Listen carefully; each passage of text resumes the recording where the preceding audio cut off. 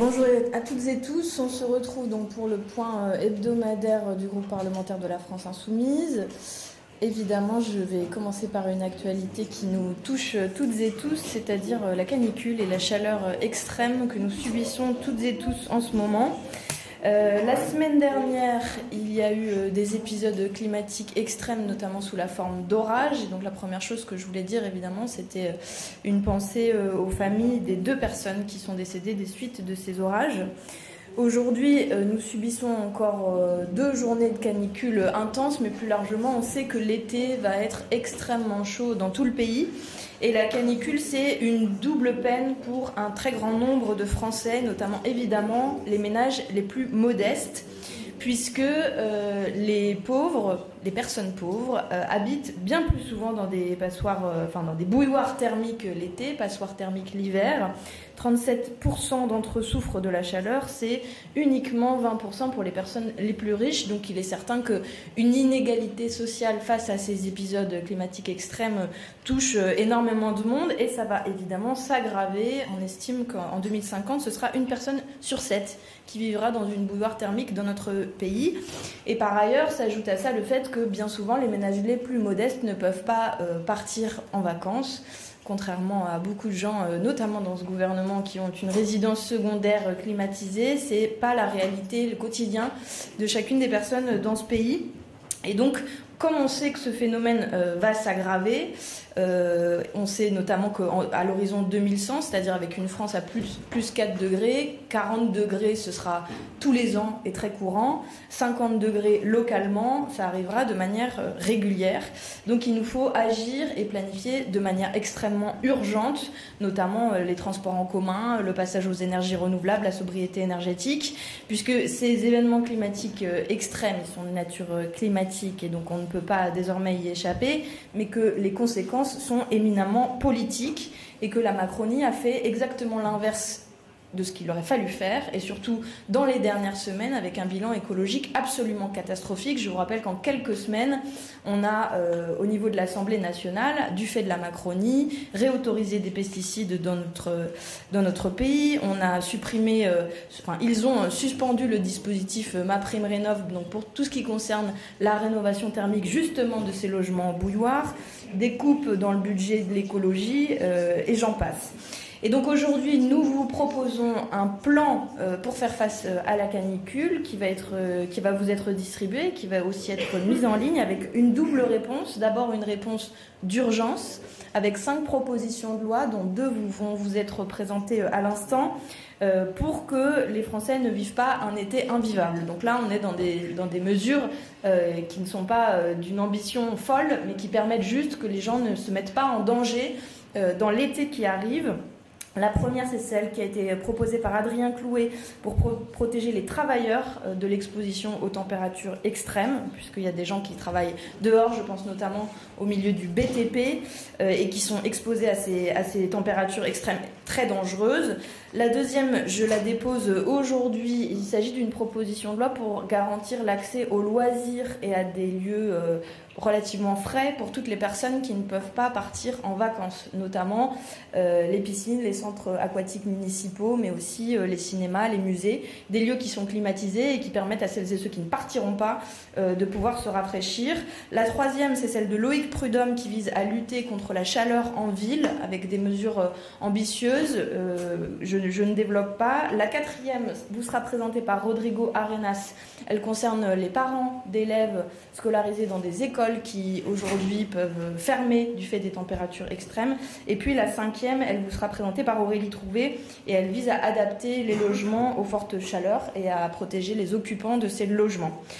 Donc le gouvernement n'a rien fait. Nous, on propose que ces 5 propositions de loi, et peut-être d'autres, puissent être mis à l'ordre du jour de la session extraordinaire. Je vous laisse couper votre téléphone, merci beaucoup, puissent être mises à l'ordre du jour de la session extraordinaire. Elles seront bien plus utiles aux Français face à l'été qui s'annonce plutôt que les propositions de loi prévues aujourd'hui à l'ordre du jour par le gouvernement de Bayrou, qui sont des textes relativement globalement inspirés par l'extrême droite. Ça, c'est pour les mesures d'urgence, mais dans notre plan, vous trouverez aussi des réponses de plus long terme, évidemment, qu'un gouvernement insoumis mettra à l'ordre du jour quand nous aurons pris le pouvoir. Il s'agit d'un plan d'adaptation au changement climatique et particulièrement aux épisodes de chaleur extrême. Ça c'est pour notre actu principale du jour. Ensuite je reviens rapidement sur la semaine passée qui a été dense en matière de mobilisation contre des reculs en tout genre. Là aussi je veux parler évidemment de la réussite de la Pride qui s'est tenue samedi, où nous avions une délégation de parlementaires insoumis, députés et eurodéputés en Hongrie contre le gouvernement d'Orban qui avait voulu interdire la Pride, mais aussi à Paris puisque Valérie Pécresse elle-même coupe des subventions pour les associations LGBTI et que cette marche qui était extrêmement politique puisque dirigée contre l'international réactionnaire et celles et ceux qui font régresser les droits des personnes LGBTI, n'a pas été soutenue par la région Île-de-France. Malgré ça, c'était un succès énorme avec beaucoup de parlementaires insoumis qui étaient présents évidemment. Et puis, et je laisserai Manon Meunier vous en dire davantage, mais hier et avant-hier, nous nous sommes mobilisés contre la loi Duplon, contre l'agrobusiness de manière générale. Là aussi, j'alerte sur le détricotage méthodique orchestré par la Macronie. Quand on considère l'ensemble des textes dits de simplification, mais aussi la loi Grémillet sur les questions énergétiques, on est face à des reculs extrêmement importants. Qui en plus passe à l'aide maintenant de magouilles parlementaires tout à fait inédites, de renvois en CMP quand ça les arrange, de renvois vers le Sénat qui n'est pas la chambre la plus la plus engagée en matière écologique, et donc nous alertons réellement sur le peu qui avait été fait dans les 2 mandats Macron sur l'écologie a désormais été complètement rayé de la carte, mais bien pire encore, on assiste à énormément de recul. La semaine dernière aussi, des mobilisations à l'Assemblée nationale contre des textes odieux. Je pense à la journée de niche UDR du groupe UDR jeudi dernier, qui a été un total échec pour eux et des victoires pour nous. D'abord le retrait du premier texte sur l'Algérie, où ils ont réalisé finalement que, en effet, ça pourrait nuire à la libération de Boualem Sansal, ce que nous avions dit depuis des mois, donc ce texte a été retiré, mais aussi d'autres textes, et notamment un texte que nous avons étudié toute la journée, qui visait à empêcher des personnes de se marier quand l'un des conjoints est d'origine étrangère. Nous leur avons parlé d'amour toute la journée, donc c'était une belle journée de lutte politique à l'Assemblée nationale, et finalement ils ne sont pas allés au bout de ce texte, et nous avons alerté sur des situations que nous connaissons tous et toutes, parlementaires insoumis, c'est-à-dire des dizaines de personnes qui viennent nous voir à notre permanence parlementaire parce qu'aujourd'hui les préfectures fabriquent des personnes sans papier du fait des délais d'attente, du fait de la sous-dotation en personnel capable de traiter les demandes qui affluent. Ça c'était pour la niche UDR, et puis enfin hier sur le texte audiovisuel on a rejeté pour la 4e fois d'affilée ce texte, cette réforme soutenue par Rachida Dati. Je veux le dire aussi évidemment grâce notamment à la mobilisation des salariés des entreprises du service public concernées qui se sont mobilisés, qui étaient encore hier devant l'Assemblée nationale, mais aussi grâce aux parlementaires qui ont bataillé sur ce texte. Texte qui d'ailleurs était un peu le texte rêvé du Rassemblement national sur le fait qu'ils veulent la privatisation du service public, ils veulent le voir disparaître, et texte qui mettait en danger la capacité même du service public audiovisuel à assurer ses missions, c'est-à-dire à pouvoir délivrer une information indépendante, fiable, pluraliste, etc. Donc nous l'avons rejeté hier. Pour cette semaine, pour ne pas être trop longue, nous avons plusieurs enjeux. Le premier, c'est évidemment la censure qui sera examinée aujourd'hui, motion de censure déposée par le seul Parti socialiste, dont nous déplorons évidemment le sectarisme, puisque nous avions proposé qu'une motion de gauche, de tous les groupes de gauche puisse être déposée en commun, ce qu'ils ont refusé. Cela dit, c'est au Parti socialiste de réparer ses erreurs et ses errements des mois derniers, puisque je rappelle qu'il a refusé à 6 reprises de censurer le gouvernement de M. Bayrou. Donc c'était bien normal finalement qu'il dépose cette motion de censure. Évidemment, nous allons la voter. Nous voulons faire tomber ce gouvernement plus que jamais. Les premières annonces sur le prochain budget sont catastrophiques en termes de programmes austéritaires. Les discours racistes, xénophobes, portés notamment par M. Retailleau, sont absolument insupportables, avec un agenda parlementaire qui suit ça. Donc il est plus que temps de censurer ce gouvernement. C'est une journée importante aussi, puisque nous verrons bien si le Rassemblement national se fait à nouveau soutien du macronisme en sauvant M. Bayrou et son gouvernement. Et puis enfin, demain, à l'ordre du jour, je vous parle juste d'une résolution que je porte, dont je suis la rapporteure, sur la rupture de l'accord d'association entre l'Union européenne et Israël, qui sera examinée en commission des affaires européennes. Il va y avoir un vote. C'est un moment évidemment important puisque le génocide à Gaza continue, qu'il y a plus de 55 000 morts, plus de 15 000 enfants qui ont été tués. Lors des auditions que j'ai conduites ces dernières semaines, toutes les personnes auditionnées nous ont rapporté des gens qui sont sciemment affamés, qui sont sciemment assoiffés, qui sont déplacés, pour certains à plusieurs reprises, les terres évidemment colonisées, des hôpitaux qui ont été détruits, des journalistes et des humanitaires qui ont été tués. Et si je vous parle de ça précisément, c'est parce que à l'article 2 de cet accord d'association entre l'Union européenne et Israël, il est conditionné au respect des droits humains et que le gouvernement a multiplié des déclarations un peu floues pour l'instant, mais M. Barrot, M. Bayrou lui-même et le président Macron ont dit qu'il faudrait étudier en effet si Israël respectait bien les droits humains. Pour nous, il n'y a aucun doute, et le rapport que je rends aujourd'hui le confirme évidemment. Le service européen pour l'action extérieure a lui-même examiné ce respect des droits humains, et donc cette clause du rapport, en concluant qu'il existe des indications selon lesquelles Israël n'aurait pas respecté ses obligations. Et donc nous estimons qu'il faut désormais un acte fort de la représentation nationale.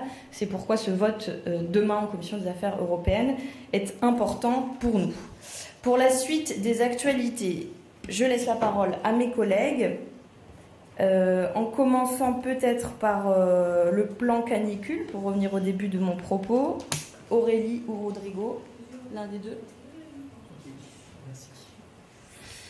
Bonjour à toutes et à tous. D'abord, la canicule n'est pas une surprise puisque Météo France l'avait prévu maintenant depuis un certain temps et que tout le monde sait que les écoles ne sont pas prêtes, elles ne sont pas préparées à affronter ou la canicule en été, mais aussi les inondations quand elles ont le cas, ou alors des cyclones comme ça va s'inviter régulièrement maintenant chez nos compatriotes ultramarins notamment. Et dans cette situation-là, il y a une vraie précarisation des enfants qui sont dans des familles qui elles-mêmes sont précaires. Pourquoi ? Parce que quand vous travaillez et qu'on vous demande d'aller chercher votre enfant, comme c'est le cas actuellement avec les écoles qui ferment, eh bien, il y a des parents qui ne peuvent pas faire le choix de quitter leur emploi tout simplement parce qu'ils ne sont pas rémunérés. Nous avons appris pendant la Covid que justement il y avait un fonds qui avait été mis en place précisément pour que les parents puissent rester à la maison avec leurs enfants sans perte de salaire, c'est-à-dire ne pas précariser davantage les familles. Cette situation aujourd'hui est une réalité. On aurait pu mettre en place cette proposition de loi qui n'est pas seulement une idée parlementaire, elle vient notamment de la première fédération de parents d'élèves, la FCPE, que j'ai eu l'occasion de diriger il y a quelques années. C'est une proposition de bon sens qui consiste à faire que quand l'État le décide ou à l'initiative des maires, eh bien les parents puissent garder leurs enfants à la maison comme l'État le demande, comme les chefs d'établissement leur conseillent ou leur imposent quand les écoles sont fermées, sans perte de salaire, et donc ne pas précariser davantage ces enfants. Aujourd'hui, nous le savons, les parents nous écrivent, ils nous le font constater, qu'entre mettre l'enfant à l'école alors qu'on demande qu'il le garde à la maison ou aller bosser, eh ben, ils vont travailler, et il y a même des parents qui gardent les enfants avec eux, ils les emmènent au bureau parce que simplement ils n'ont pas de moyens de garde. On a cette idée de la solidarité familiale, de la solidarité dans un quartier ou simplement avec les voisins, les voisines. Ce n'est pas forcément une réalité pour toutes, donc il y a un biais d'égalité de traitement dans notre pays face à la canicule, et les premières victimes sont les enfants, les équipes éducatives et in fine les parents d'élèves. C'est pour ça que cette proposition de loi non seulement est d'actualité aujourd'hui, mais elle permet aussi d'anticiper les autres risques climatiques qui vont arriver. J'ai parlé des inondations que nous avons connues l'an dernier dans le Nord-Pas-de-Calais ou dans le Sud aussi, et nous avons encore une fois les cyclones qui arrivent, où rappelez-vous Rappelez-vous, nous avons dû déplacer des enfants d'un département ultramarin pour les mettre à Sainte-Barbe parce que simplement tout avait été dévasté. C'est cette situation que nous devons faire face. Le droit doit évoluer pour protéger les enfants et in fine faire évoluer le droit commun, c'est faire évoluer finalement l'intérêt général et le fait que s'il y a des écoles, c'est parce qu'il y a des enfants et que c'est eux qui doivent être d'abord en ligne de mire. Il ne suffit pas de boire de l'eau, même s'il faut le faire comme dit la ministre, il s'agit aussi de mettre du droit pour les protéger. Ça s'annoncera. Je pense qu'Aurélie va en parler maintenant, d'un plan d'investissement pour rénover les écoles. Ça se fait sur le temps long. Il a été estimé par pas mal d'associations concernées que ça relève de l'ordre de 50 milliards pour l'ensemble des bâtiments scolaires. On parle de plus de 40 000 bâtiments scolaires. C'est sur le temps long que ça se fait. Mais aujourd'hui, si on le mettait en place immédiatement, eh bien le bâtiment, l'industrie du bâtiment ne pourrait pas suivre, donc il convient aujourd'hui de tenir les deux bouts. Mais dans un premier temps, nous avons l'occasion de protéger les enfants. D'ailleurs, le gouvernement peut tout à fait par décret, peut tout à fait par circulaire, faire en sorte que ce que je propose dans une loi eh bien, soit mis en place directement parce qu'ils ont déjà l'expérience avec la Covid, malheureusement. Je vous remercie de votre attention. Merci.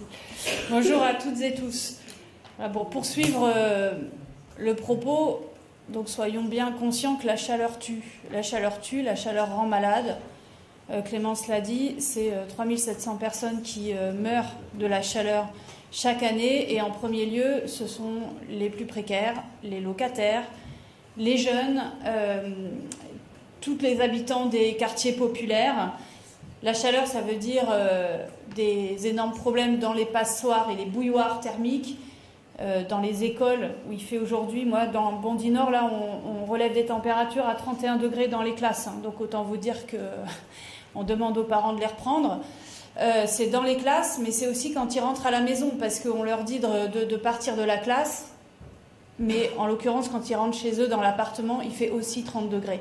Et ce sont des maladies cardiovasculaires, respiratoires, des énormes difficultés de concentration, de respiration, etc. Voilà. Donc ce que nous proposons, c'est un plan avec diverses propositions de loi cohérentes et urgentes. Et l'une d'elles, c'est une proposition de loi qui est initiée par la Fondation pour le logement des défavorisés et qui est une proposition transpartisane qui est pour nous vraiment le minimum syndical, c'est-à-dire vraiment ce qu'il faut faire à très très court terme, ce que devrait faire n'importe quel gouvernement qui pense un peu à une vie décente des gens. Et en l'occurrence qui s'adresse aux bailleurs, à l'État, aux fournisseurs d'énergie, par exemple en stoppant les coupures d'électricité, y compris l'été, pour que par exemple on puisse faire fonctionner un ventilateur, faire intégrer dans le DPE d'énergie le confort d'été, ou encore pour obliger les bailleurs à installer des protections solaires extérieures, des brasseurs d'air, ou encore faciliter de manière plus générale dans les villes l'installation des protections solaires extérieures. Voilà, c'est vraiment des propositions très très urgentes, rapides. Évidemment, nous proposons dans le plan canicule des mesures bien plus amples, mais déjà il faut faire ça là les prochains jours, les prochains jours tout simplement, et en urgence. Merci. Merci. Peut-être Manon Meunier, donc sur la CMP, sur la loi du plan. Merci Clémence, bonjour à toutes et tous. Donc Manon Meunier, je siégeais effectivement hier avec Aurélie Trouvé au sein de la commission mixte paritaire qui est revenue sur la loi du plomb. Nous avons assisté ici à finalement la pire version que nous pouvions tirer de la loi du plomb sur des dispositions gravissimes. En premier lieu, sur la question de l'acétamipride. Donc l'acétamipride, je rappelle, c'est un pesticide, un néonicotinoïde, neurotoxique, très dangereux pour les femmes enceintes. Les macronistes nous avaient vendu qu'ils allaient tout faire pour contraindre la réintroduction de ce néonicotinoïde à la filière noisette, ce qui pour nous était déjà énorme et bien trop grave pour la santé, en premier lieu des agriculteurs et des salariés agricoles, mais également de tous les riverains et de toute la population. La filière noisette, je le rappelle, ça représente 8000 hectares en France. La version à laquelle nous avons abouti hier, après négociation donc, de la droite avec elle-même, permet la réintroduction de ce néonicotinoïde sur 500 000 hectares au moins. 500 000 hectares. ce qui inclut évidemment la filière betterave, qui est le gros lobby qui se trouvait derrière en réalité la réintroduction de ce néonicotinoïde, ce qui inclut les cerises, ce qui inclut les pommes, et ce qui inclut donc finalement un scandale de santé publique. Un scandale environnemental, parce que bien sûr ça met également en danger en premier lieu les pollinisateurs et donc la filière apicole qui va avec et qui est vent debout contre cette réintroduction. En plus, on nous vend que cette réintroduction va être limitée dans le temps. Bon, en réalité, si on cherche dans le détail, effectivement, dans 3 ans, il va y avoir un conseil de surveillance qui va devoir statuer sur la réautorisation ou non, au bout de ces 3 ans, de ces néonicotinoïdes. Mais quand on regarde dans le détail, en fait, ce conseil de surveillance, il est composé notamment de 4 députés et 4 sénateurs, avec pour seule condition qu'il y ait au moins un député et un sénateur de l'opposition. Donc on sait très bien ce qu'il en est. En fait, ce néonicotinoïde, il est réautorisé de manière pérenne en France et c'est un véritable scandale. On sait très bien que les macronistes étaient très gênés sur ce sujet. C'est pour cela qu'il y a eu une motion de rejet appliquée sur le texte. C'est pour priver l'Assemblée nationale de débat. Parce que les macronistes ne souhaitaient pas qu'il puisse y avoir quelque part une liste qui dise qui a réintroduit l'acétamipride en France. Eh bien, il y aura un vote solennel. Le vote solennel sur ce texte, il aura lieu à l'Assemblée nationale le 8 juillet. Et les mobilisations ont été très fortes ces derniers jours, à Paris et partout en France, de la population qui s'oppose à ce texte, qui s'oppose à la réintroduction de ce pesticide. Et je sais que les votes seront très regardés, très scrutés au 8 juillet pour savoir justement qui a contribué à la réintroduction de ce pesticide. Et encore une fois, je le redis, c'est une question de santé publique. Ce n'est pas le seul article qui est arrivé à sa pire version, puisqu'il y a aussi eu la question de l'agro-industrialisation de l'élevage qui a été actée avec des seuils pour les installations classées pour l'environnement des élevages avicoles et porcins qui ont été explosés. Donc demain l'agro-industrie n'aura plus aucune contrainte pour s'installer, plus d'enquêtes publiques qui sont remplacées par des permanences en mairie. Et puis, sur la question des méga-bassines, les méga-bassines ont été érigées d'intérêt public majeur. C'est-à-dire que là, on n'est même plus sur la question de qui est pour ou qui est contre. C'est open bar complet. Il n'y aura plus de prise en compte de la démocratie locale sur ces questions. Plus aucune prise en compte d'études d'impact environnemental et de la biodiversité avant l'installation de ces projets. Ce sera encore une fois open bar complet pour l'agro-industrie. Ce texte, il ne lève pas les contraintes pour les agriculteurs et les agricultrices. Ce texte, il lève les contraintes pour l'agro-industrie. Il acte une transformation majeure du modèle agricole français familial vers un modèle agricole français aligné sur le moins-disant international et porté par des firmes. Nous nous y opposerons bien sûr fermement. Nous irons donc évidemment voter contre ce texte le 8 juillet et plus loin s'il le faut, nous irons au Conseil constitutionnel pour nous opposer aux reculs sanitaires et environnementaux majeurs portés par cette loi du plan. Je vous remercie. Merci Manon. Et maintenant, donc Arnaud, sur une résolution qui va être examinée demain en commission Affaires étrangères. Oui, non, très rapidement, parce que je sais que c'est loin, mais c'est un des conflits les plus meurtriers au monde sur le temps long. Vous avez noté qu'il y a eu un accord de paix entre la République démocratique du Congo et le Rwanda sur la situation à l'est du Congo. D'abord, première remarque, que fait la France ? On a un accord de paix entre 2 pays francophones, dont le premier pays francophone du monde par la démographie. Les premières discussions ont eu lieu au Qatar. L'accord de paix est conclu sous l'égide de Donald Trump à Washington. Donc c'est un échec. C'est un échec. On ne va pas ici revenir sur les causes ni les conséquences, mais on constate que la politique de la Macronie dans cette région du monde en particulier a été désastreuse. À vouloir ne fâcher personne, on fâche tout le monde en même temps. Si on ajoute à cela le comportement paternaliste et méprisant de Emmanuel Macron vis-à-vis des chefs d'État et notamment du chef d'État du Congo, nous avons le résultat de cette politique. Deuxième remarque, c'est un accord qui est bienvenu malgré ses limites. Les populations y mettent de l'espoir. Je rappelle que les guerres du Congo, dans toute leur complexité, ont chacune leurs caractéristiques, mais c'est plusieurs millions de morts sur 30 ans. Et qu'en termes de déplacés internes, on était à 7 millions de déplacés internes en RDC à l'heure actuelle. Donc évidemment, le cap fixé par cet accord de paix est bienvenu. Pour autant, on sait très bien qu'il y a des angles morts. Donc je ne vais pas rentrer ici dans une critique d'un accord. Ce n'est pas à nous de décider depuis Paris que les autorités du Congo, que les autorités du Rwanda ont signé un bon ou un mauvais accord. Ils ont signé un accord en toute souveraineté. Mais on sait que pour la mise en œuvre de l'accord, il faudra encore beaucoup de travail. Je pense notamment aux questions des milices. Je pense notamment à la question de la milice du M23 qui n'est pas évoquée dans l'accord. Or, elle est l'un des principaux acteurs à l'est du Congo. Elle occupe à l'heure actuelle encore la ville de Goma, 2 millions d'habitants, dans laquelle nous étions rendus par solidarité avec mon collègue Carlos Martins Bilongo, président des Amitiés avec Jean-Luc Mélenchon il y a 2 ans. Donc, il faudra encore beaucoup de propositions, et notamment sur la question de la reconversion des miliciens, comment faire que des gens, et notamment des enfants ou des jeunes adultes qui vivent de la guerre depuis des années, pour les plus anciens depuis des décennies, trouvent une autre activité, parce que c'est l'un des cœurs du sujet. Donc ça tombe bien, il y a des propositions, et il y a notamment des propositions qui sont incluses dans une proposition de résolution européenne portée par le groupe La France Insoumise, sous la coordination de Carlos Bilongo, qui est en déplacement aujourd'hui, donc j'en parle à sa place, et qui a été adoptée en commission des affaires européennes le 21 mai. Ceux qui connaissent bien les rouages de l'Assemblée savent qu'à partir du moment où une résolution est adoptée en commission, au-delà d'un certain délai, si elle n'est pas mise à l'ordre du jour en hémicycle, elle est réputée adoptée par l'Assemblée. Ce délai, il arrive à échéance aujourd'hui. Donc cette proposition de résolution européenne visant à condamner les crimes du M23, notamment, et le soutien du Rwanda au M23 à l'est du Congo, est donc adoptée par l'Assemblée nationale. Et elle recèle tout un ensemble de propositions qui peuvent faciliter la mise en œuvre désormais de cet accord de paix. Donc nous y reviendrons, c'est un travail au temps long, et nous continuerons à interpeller la diplomatie française sur ce sujet. Je vous remercie.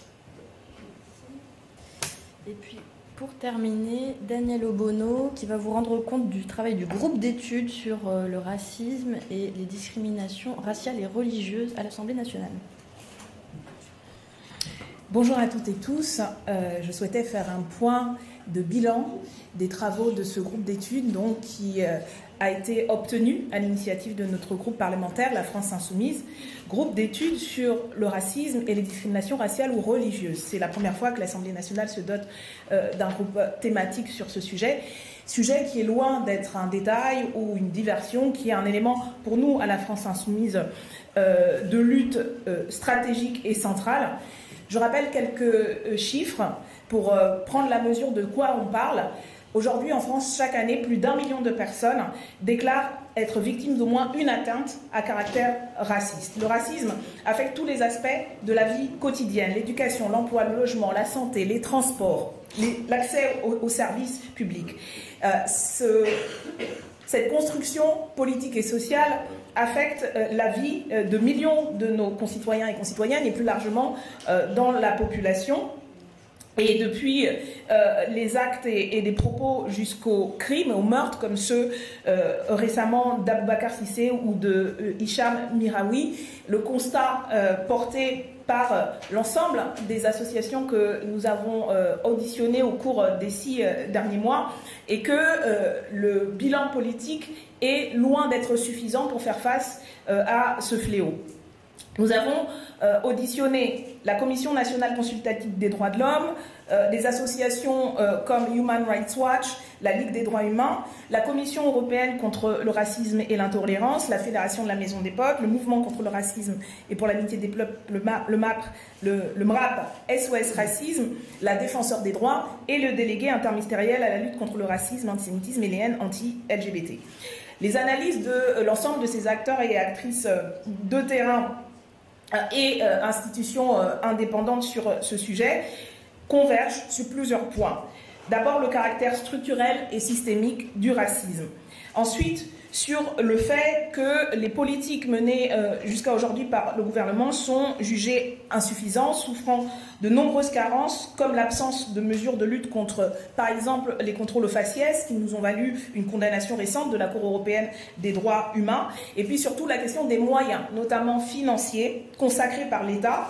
Je rappelle que dans son récent rapport sorti en juin, la Commission nationale consultative des droits humains alertait sur, je cite, le désengagement institutionnel pour lutter contre les actes et les discriminations à caractère raciste qu'elle juge très préoccupant. Autre point de convergence de l'ensemble des associations, notamment la nécessité d'avoir plus de transparence sur les critères d'efficacité, les critères d'attribution des financements quand il y en a. Il y a, ça a été noté, une disproportion dans ces attributions entre associations qui interrogent, et la nécessité d'accroître et d'accentuer qualitativement les formations actuellement sommaires des agents publics, plus spécifiquement celles et ceux des forces de sécurité et des magistrats et des magistrates. Je rappelle à ce propos qu'en 2023, selon le rapport annuel de la CNCDH, seulement 8282 affaires étaient traitées par les parquets relevant d'infractions à caractère raciste, ce qui est alors même que le ministère de l'Intérieur notait une augmentation de plus de 32%, et seulement 1594 condamnations ont été prononcées, avec un taux de classement sans suite très élevé, au-dessus du contentieux général, et seulement 5 condamnations pour discrimination raciste. Et je rappelle aussi 2 sujets que nous portons et sur lesquels nous nous mobilisons beaucoup depuis plusieurs mois. Le meurtre en 2024 de Jamel Benjabala, dont la famille se bat pour faire reconnaître le caractère raciste, et les violences policières subies par Michel Zecler en 2020, dont vous savez que le caractère raciste a été écarté, alors même qu'il a été traité, je cite, de sale nègre par les policiers qui l'ont violenté. Donc voilà un état des lieux. Je vous invite à lire les comptes rendus des auditions que nous avons organisées au cours des 6 mois. Ils sont en ligne sur le site de l'Assemblée nationale. Et pour votre information, le groupe d'études va s'atteler maintenant à 2 sujets thématiques spécifiques. Maintenant, je veux dire, à partir de la prochaine session, la question de la santé, ça a été notamment un focus de la Défenseure des droits et de la CNCDH sur les discriminations et les biais racistes en matière de santé, et la question de l'éducation, d'une part, ainsi que la question des médias et des réseaux sociaux qui sont des plateformes sur lesquelles se développe énormément la parole raciste, et sur lesquelles, par rapport à lesquelles l'action politique et du gouvernement est encore défaillante. Voilà pour un bilan. Je suis à votre disposition. Je sais que c'est un sujet, bien sûr, qui vous interpelle, qui vous intéresse, et vous trouverez donc à la France Insoumise et auprès du groupe d'études l'ensemble des réponses aux questions, j'imagine très nombreuses, que vous posez sur l'action politique à mettre en œuvre pour lutter contre le racisme sous toutes ses formes.